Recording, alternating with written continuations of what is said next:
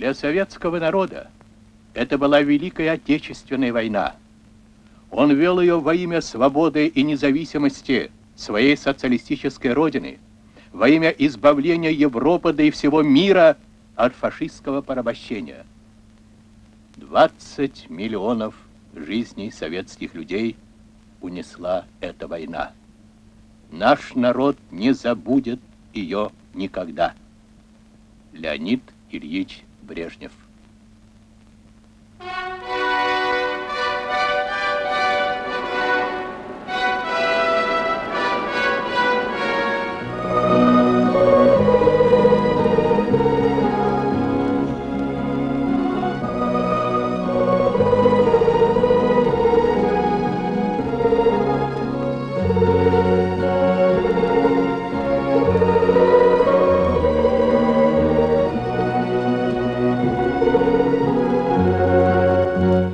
Hello, I'm Burt Lancaster.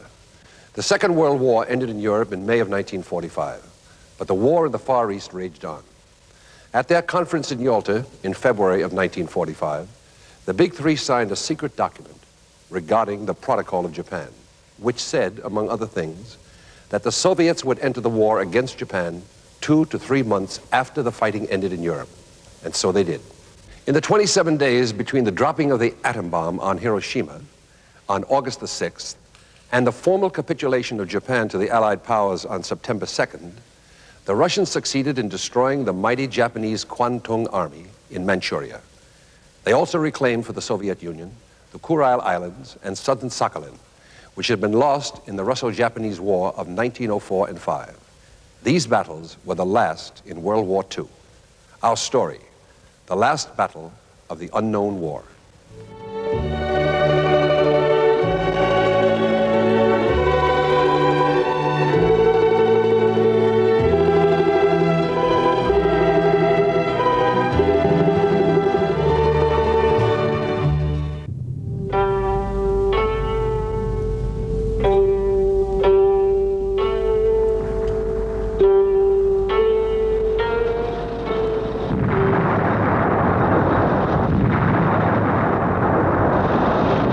German tanks on the Volga in the summer of 1942, less than an hour away from Stalingrad. Thus far, the Germans were proud of their achievements at Stalingrad. They hoped to impress Japan's ambassador in Berlin with them.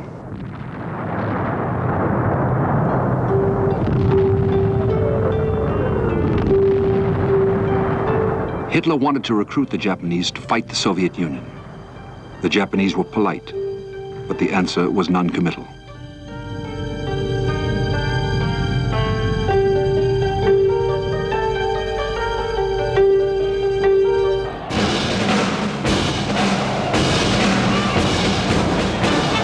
During the early 1930s, the Germans and the Japanese demonstrated to the rest of the world that they had much in common.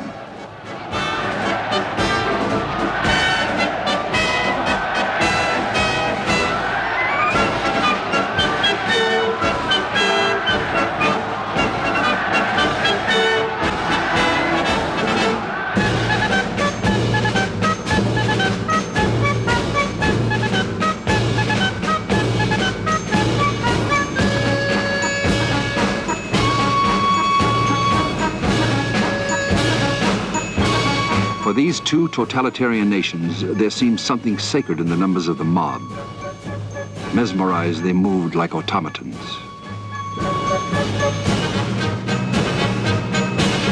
Highly industrialized, determinedly imperialistic, thoroughly disciplined, Japan and Germany armed themselves at top speed.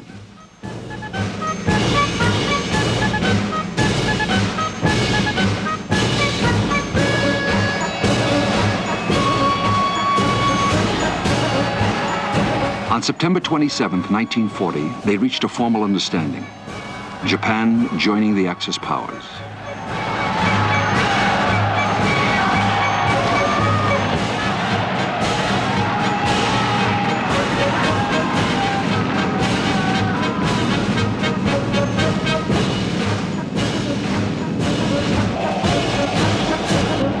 Three nations of a single mind, three demagogues.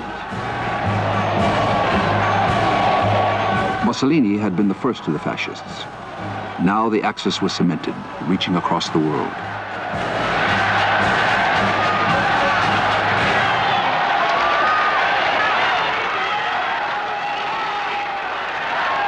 Reaching deliberately to the most impressionable. Passing on the cult of violence.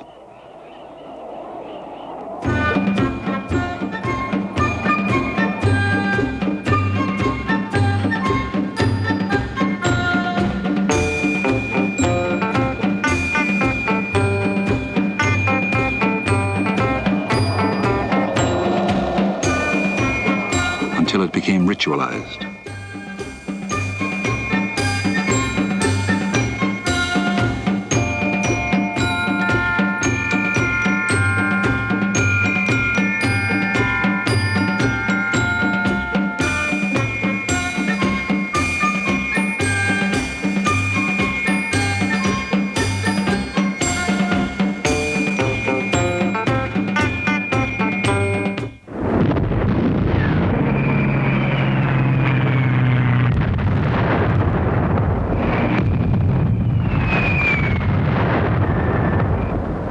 In 1931, Japanese troops entered China, flooding through the north. There in Manchuria, they set up the puppet state of Manchukuo.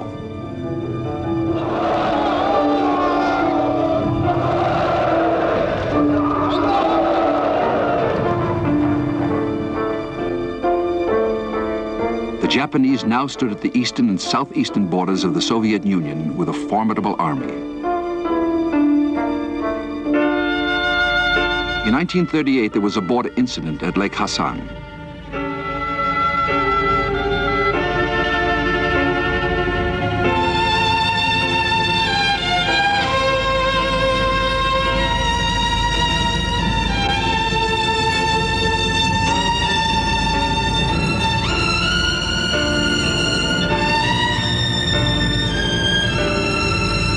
The following year, the Japanese tried a sharper test at Lake Khalgin-Gol in Mongolia.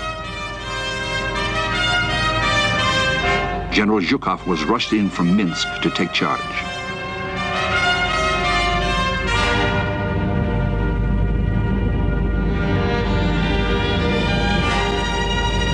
In alliance with the Soviets were troops of the Mongolian People's Republic.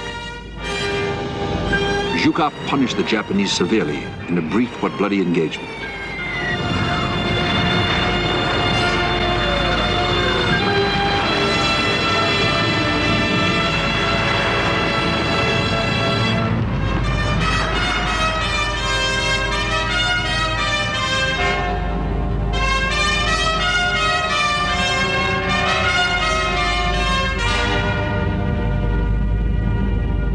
It was an encounter the Japanese thought over as they removed their dead. When the Nazis made overtures, the Japanese recalled their adventure in Mongolia.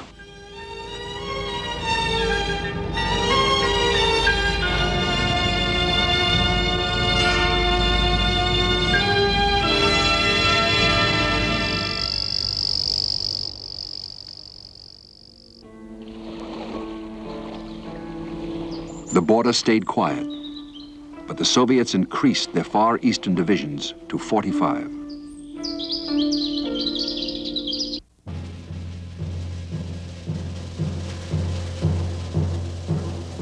The Kwantung Army across the frontier was powerful. It had over 1,200 tanks and 1,900 planes.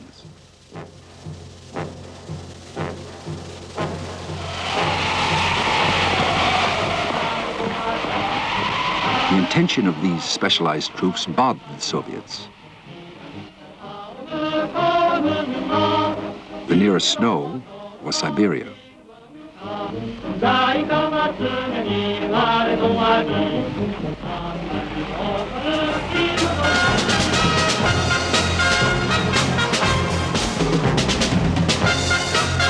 The Japanese Air Force had demonstrated its effectiveness over the cities of China.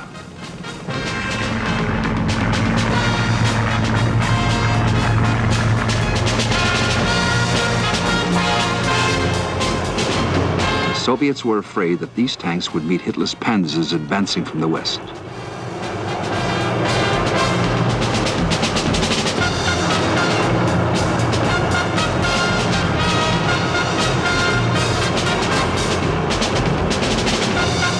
After the United States, the Japanese had the most powerful fleet in the Pacific, and it was at home in northern waters.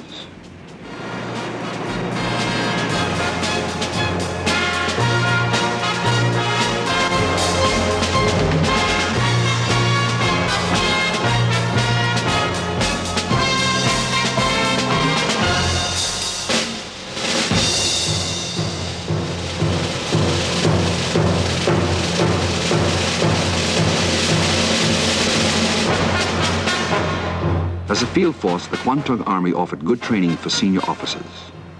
These included Tojo and Umertsu, who later signed the surrender to General MacArthur. The Kwantung Army's designs on Soviet territory seemed ambitious.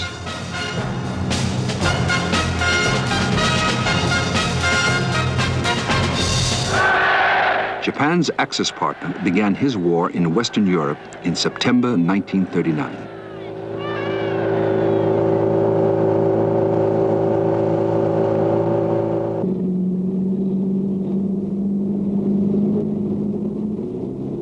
In April 1941, Japan's Minister of Foreign Affairs arrived in Moscow. The Germans were already masters of Western Europe.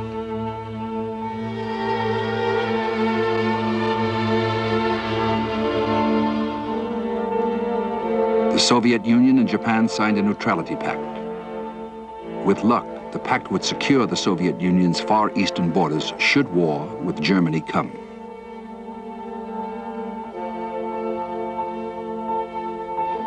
Stalin and Matsuoka both anticipated Hitler's invasion of Russia.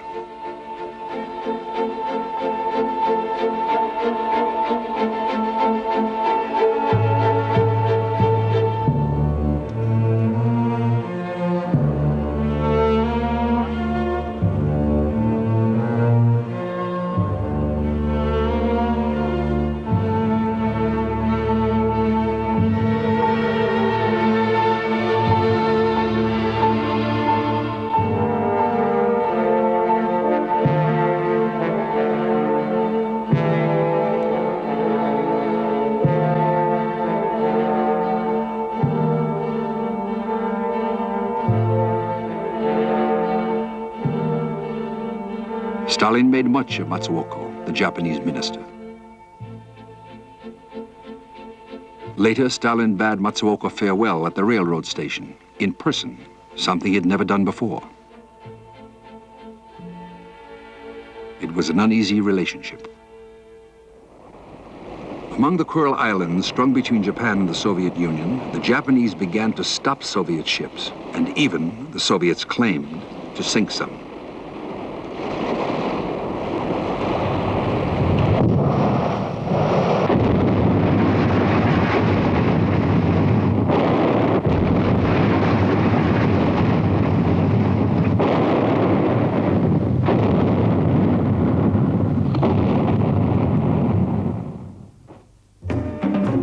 For their own purposes, the Japanese extended their triple alliance with Germany and Italy to include Manchukuo.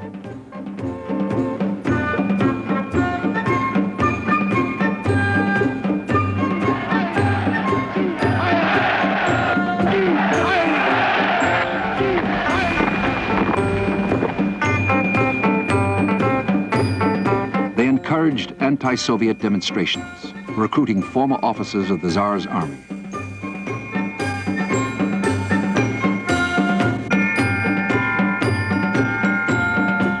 In their schools, the Japanese preached the expansion of empire.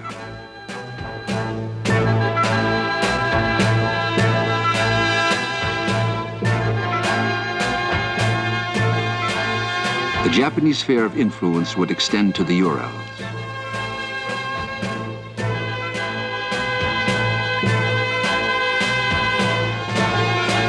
Through China, to India,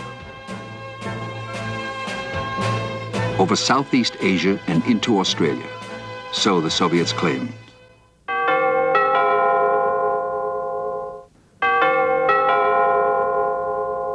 On November 7th, 1941, Stalin reviewed the first wartime parade in Red Square.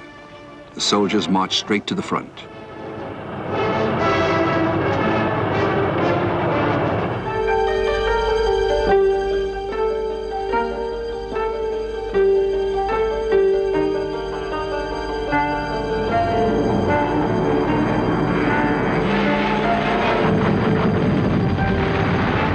1 month later, December 7th, 1941. Seeing the newsreels, Soviet moviegoers were outraged.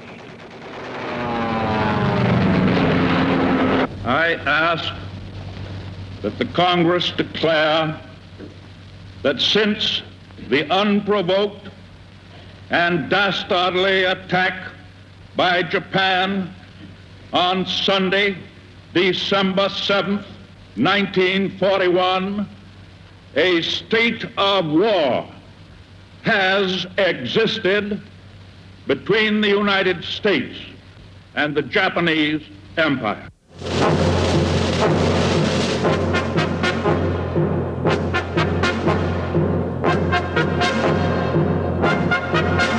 Swiftly, the Japanese flooded over Hong Kong, Malaya, Singapore, Burma, Indonesia, the Philippines, New Ireland, New Britain, the Solomons, New Guinea, Guam, the islands of Micronesia. Their control extended over 150 million people.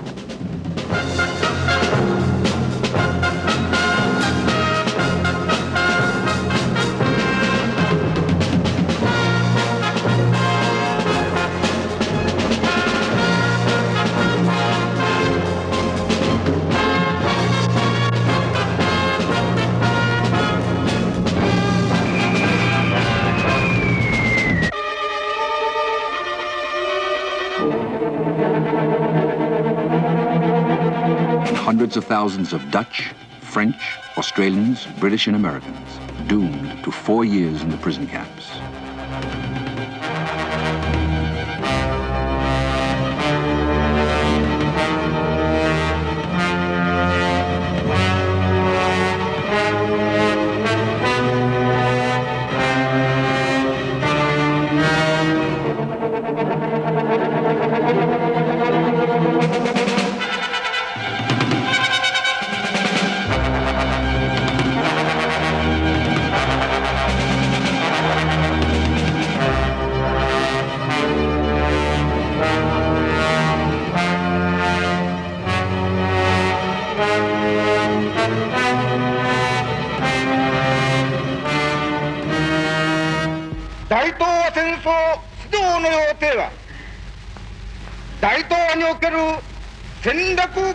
Tojo, the Japanese prime minister, preached closer cooperation with Germany and Italy.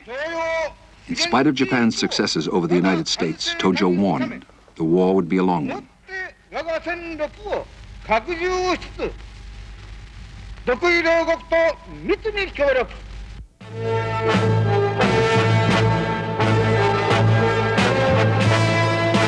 The Japanese had their own version of Hitler's New Order and used some of the same techniques in their Asian conquests.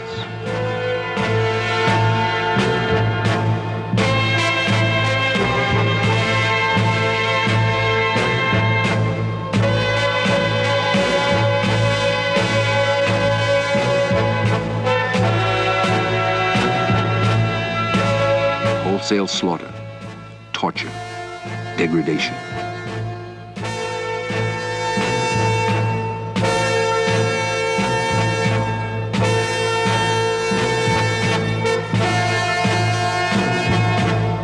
In 1943, the Japanese conscripted labor from the vast pool they controlled in China. Drafting them by the thousands into Manchuria, the Japanese set them to building a series of massive fortifications facing the Soviet Union.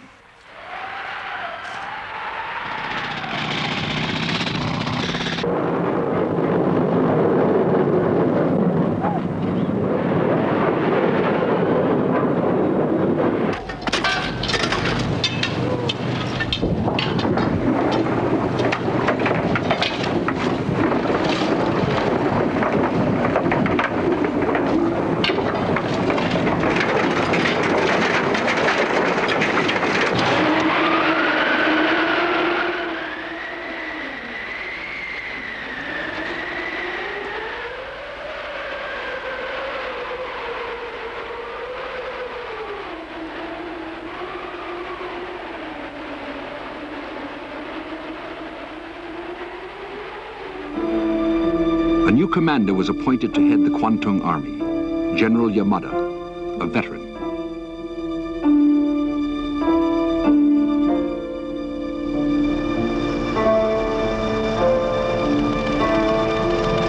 August 1945, the Kwantung Army in Manchuria numbered over 1 million men.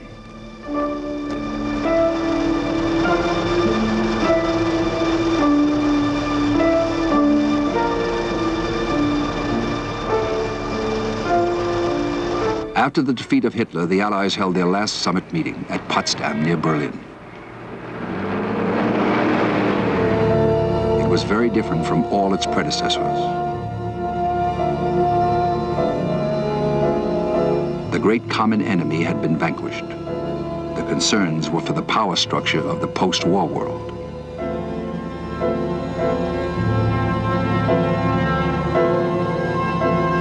At Yalta earlier that year, it was agreed that the Kuril Islands and South Sakhalin would return to Russia. The Soviets promised to enter the war against Japan within 3 months of the cessation of hostilities in Europe. They made arrangements to honor the pledge. Troops still celebrating their victory over Hitler were shipped out of Europe.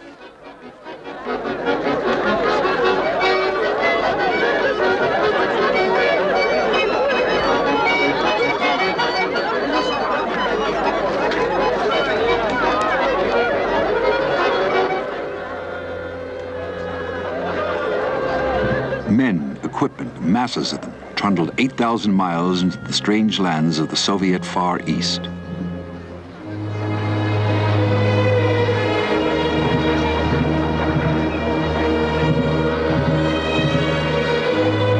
Some of the soldiers had not had leave in 4 years. Some passed their hometowns, which no longer existed.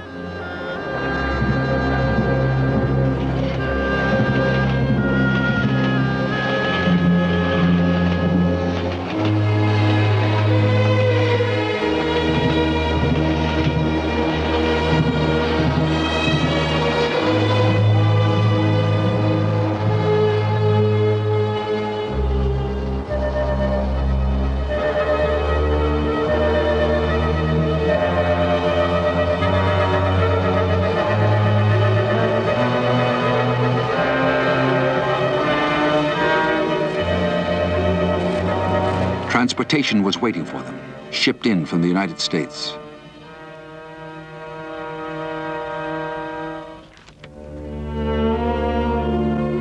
The top Soviet commanders took up their positions, armed with code names and false identification, to help keep the size and importance of the operation secret.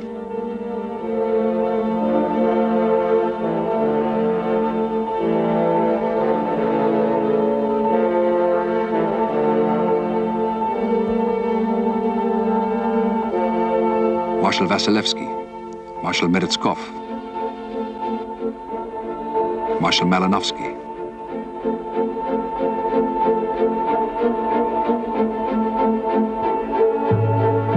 Their mission was the destruction of the entire Kwantung Army. The idea was to surround the Kwantung Army so fast that it would not be able to withdraw into China or Korea.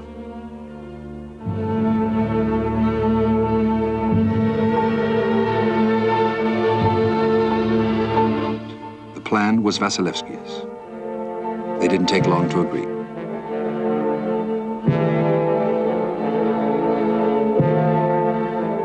It was scheduled for August 9th. The night before, Marshal Vasilevsky called Moscow to report to Stalin. But the Generalissimo, confident of his armies, was not to be disturbed. He was watching a favorite movie given him by President Roosevelt.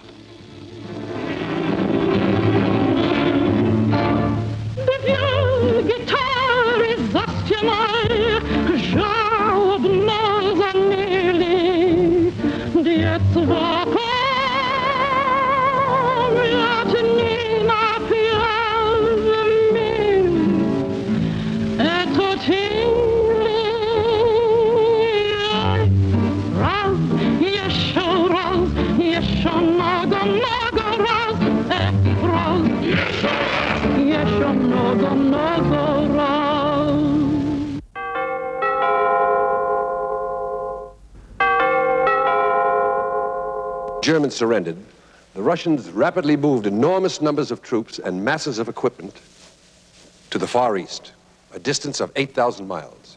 And on August the 8th, the Soviet Union declared war on Japan.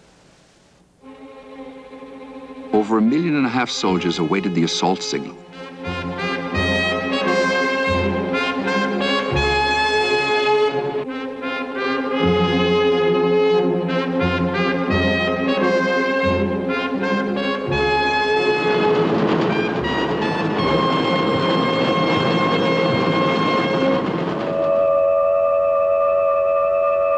One wing was the First Far Eastern Front under Marshal Meretskov.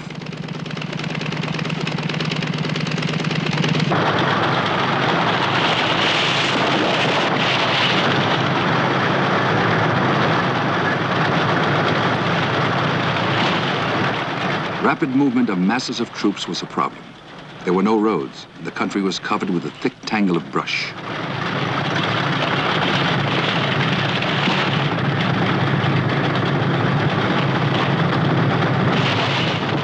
As expected, the Japanese fought fanatically.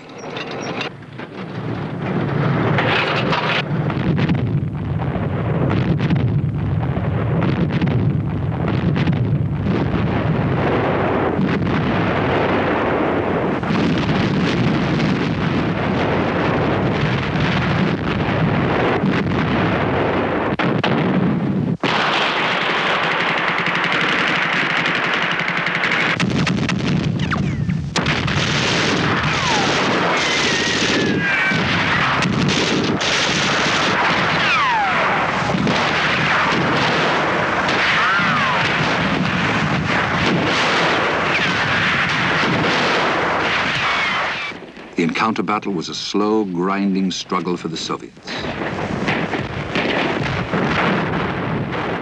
Unluckily for the Japanese, the Red Army had long since perfected its artillery techniques. The effect was awesome.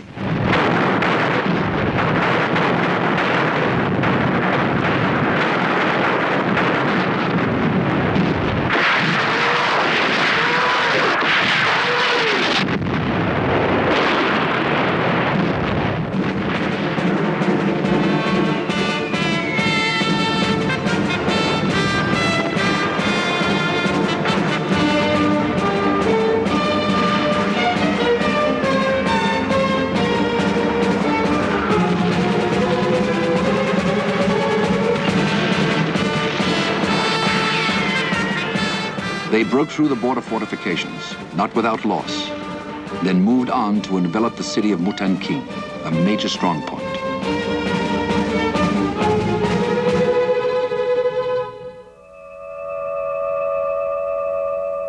The Second Far Eastern Front was commanded by General Maxim Porkayev.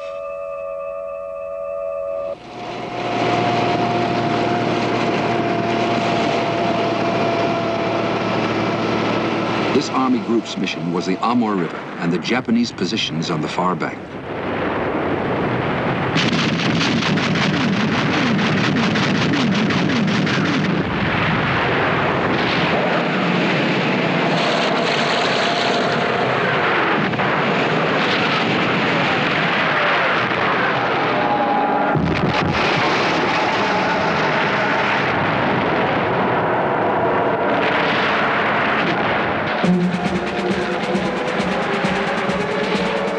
As the Japanese pulled back, they demolished what few bridges there were over the network of rivers.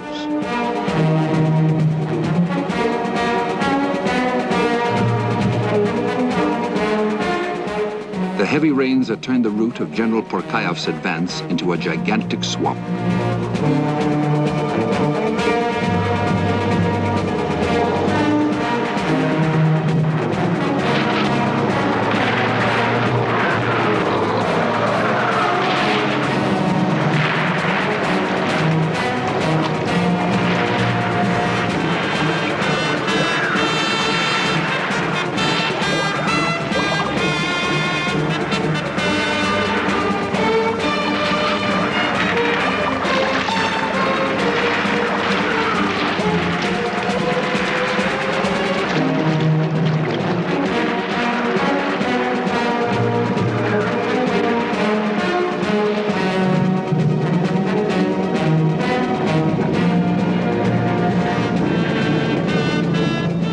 Of water was so complex that most of the Soviet attacks were amphibious, supported by the Amur flotilla, a pocket navy.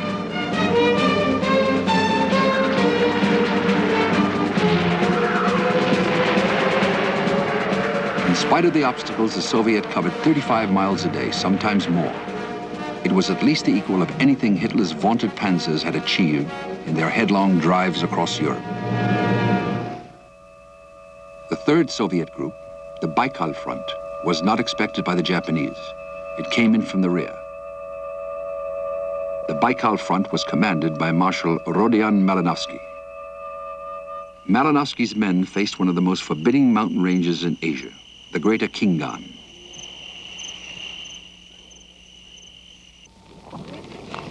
Their mission was to cross the Khingan with all their equipment and overrun the Manchurian plain.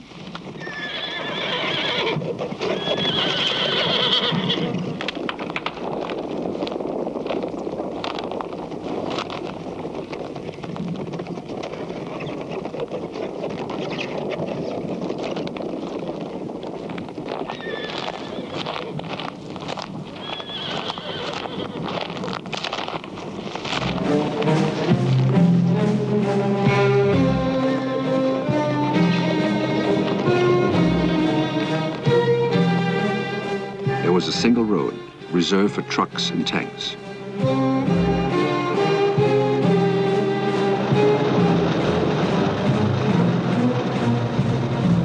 The artillery and its ammunition had to be hauled by hand.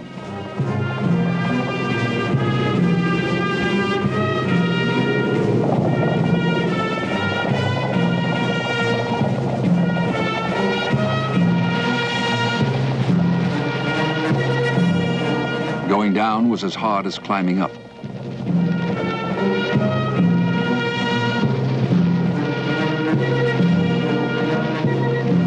It took 3 days for the leading Soviet elements to cross and fall upon the astonished Japanese.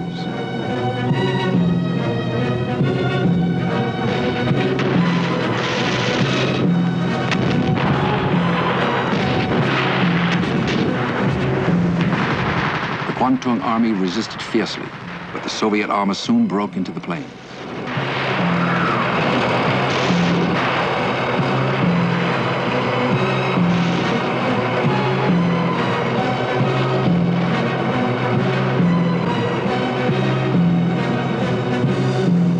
General Pliev, known as the Red Cossack.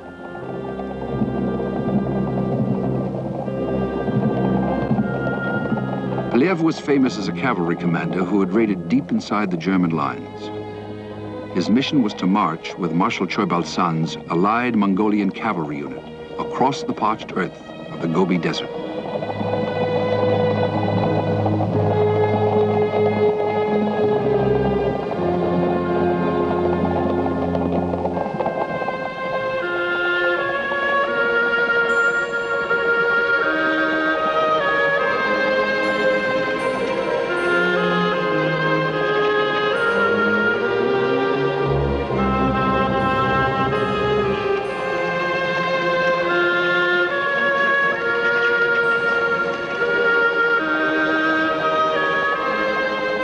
Everything had to be carried with them: food, medical supplies, ammunition, and above all, water. Enough water for animals, machines, and 60,000 men.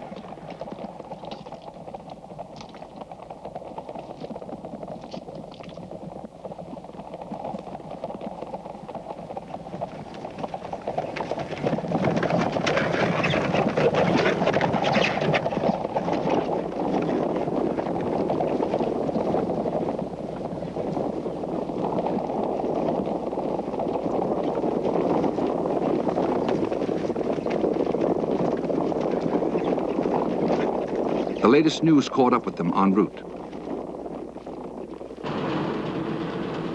Pravda reported that the Japanese in Manchuria intended to fight even after the emperor surrendered.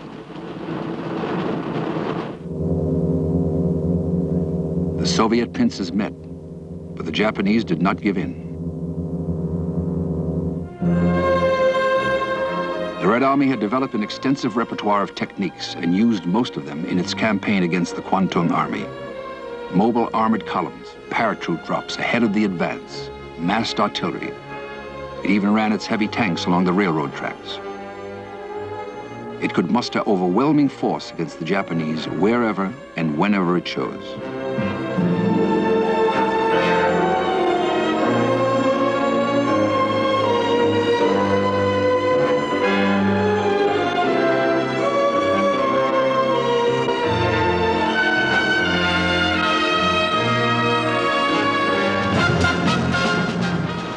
August, the Japanese regrouped. They were still full of fight.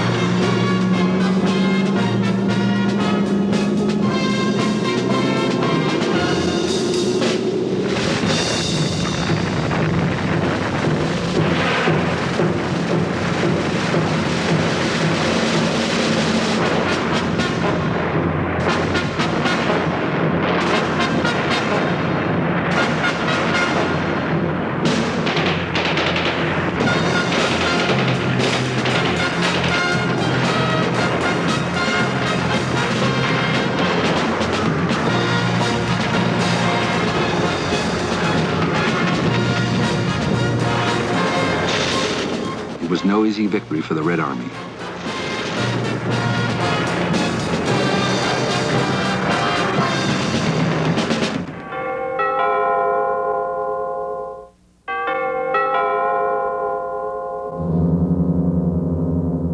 The Soviets launched a simultaneous operation against southern Sakhalin and the Kuril Islands. They came silently at night, with 60,000 men in 100 ships.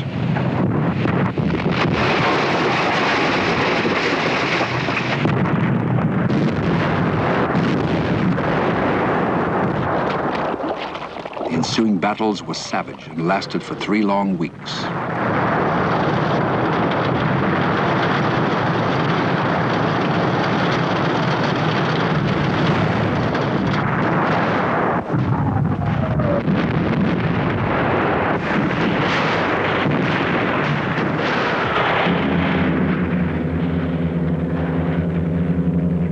The Soviet Navy, meantime, closed 5 Korean ports, cutting off the Kwantung Army's escape route.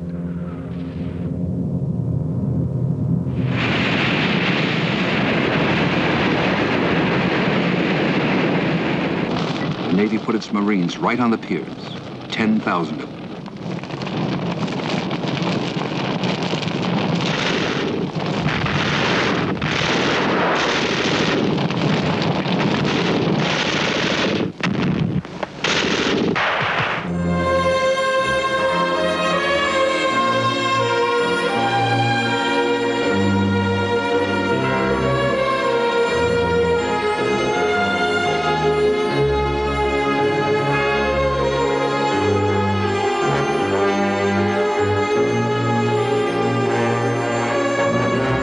Airfields deep in Japanese-held territory were captured by direct beams.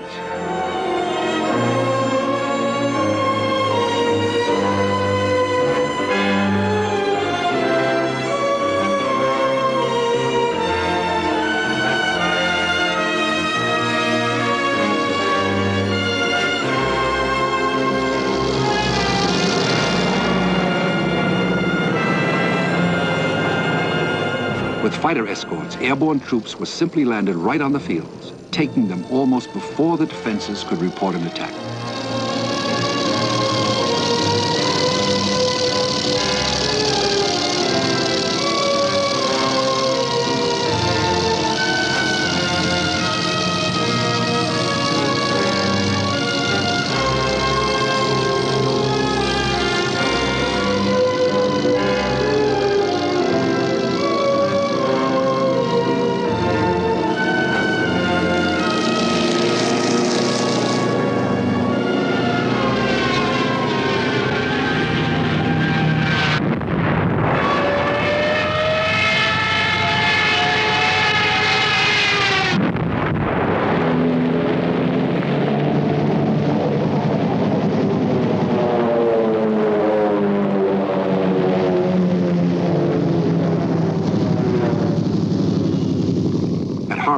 One of the captured airports, a Japanese transport had landed before the pilot realized his mistake.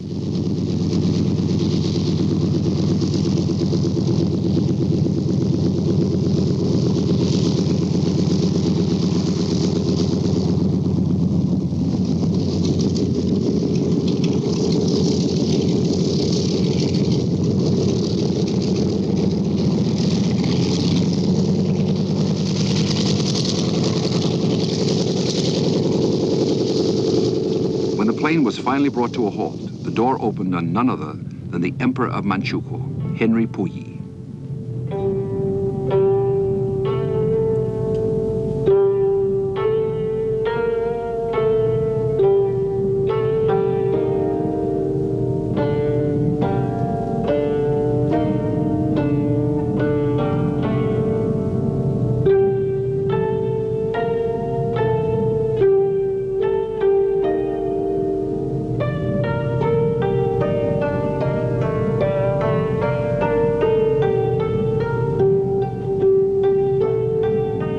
Of Japan had already surrendered.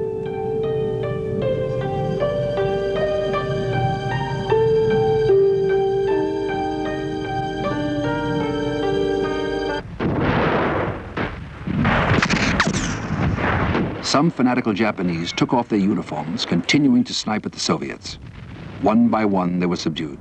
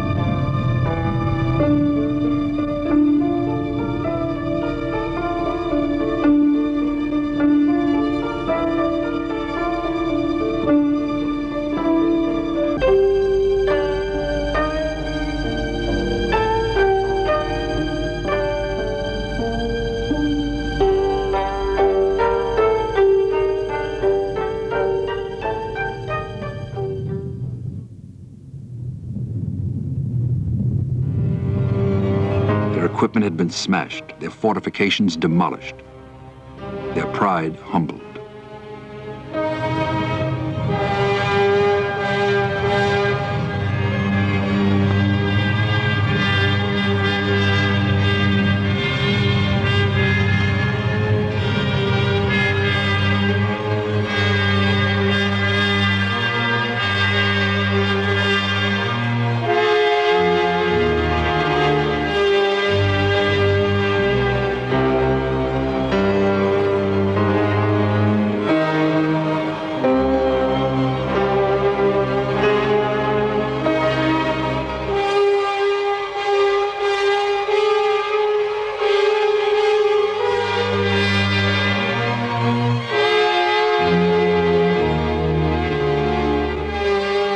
By the time it capitulated on September 3rd, the Kwantung Army had lost 700,000 men killed, wounded, or taken prisoner.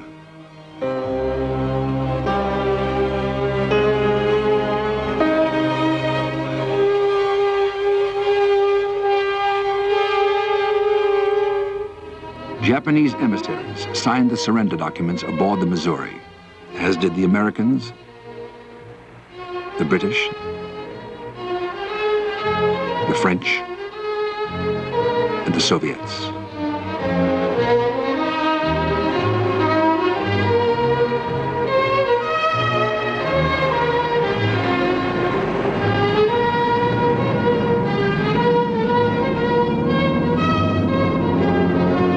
The Soviets had liberated many Allied POWs.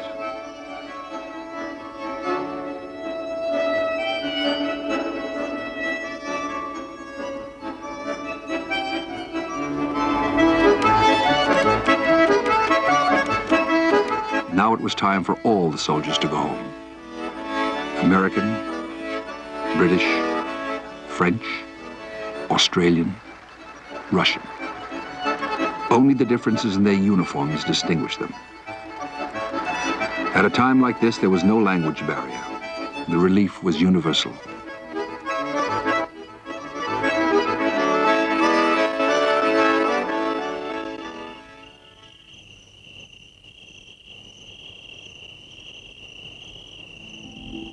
But some would never go home. Home is something that you carry in your head. It lives within the heart forever. so I know, no matter where I go in life, I'm always going home. The chimney smoke that spirals in the air, the smell of life when someone's waiting there, I carry home with me everywhere, and I'm forever heading homeward. Memories fall like pages from a book. They cloud my eyes everywhere I look. As long as life is mine for me to own, I'm always going home.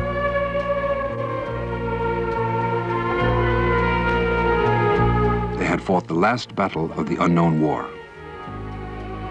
Peace had many blessings.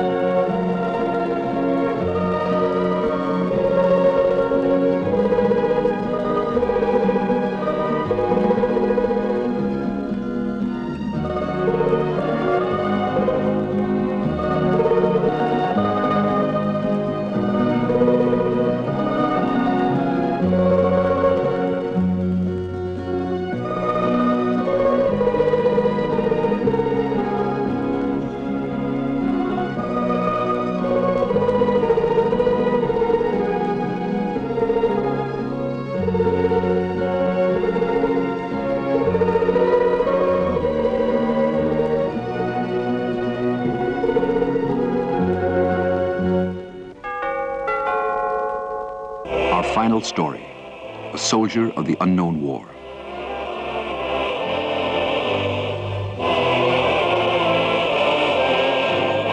A tribute to the 20 million Soviet citizens who died between 1941 and 1945. It was made by Roman Karman, greatest of Russian film documentarians, who thought it was the most significant project of his life.